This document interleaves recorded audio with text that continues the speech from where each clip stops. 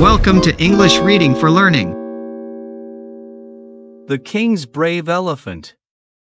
A moral story, words of encouragement help everyone. The king invited a renowned trainer to train his new elephant.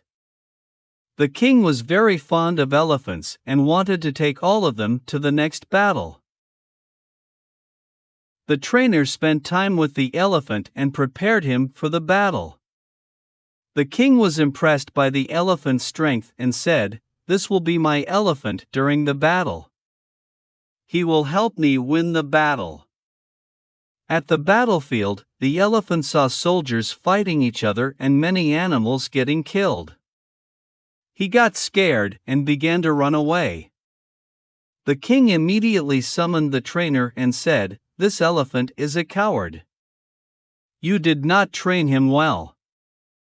The trainer whispered something in the elephant's ears. The elephant stepped back into the battlefield and fought the enemy well. The king questioned the trainer and he replied, "I just encouraged him and reminded him of his strength." He already knew what to do. Thanks for watching and listening. Please click like and subscribe for new and latest uploads.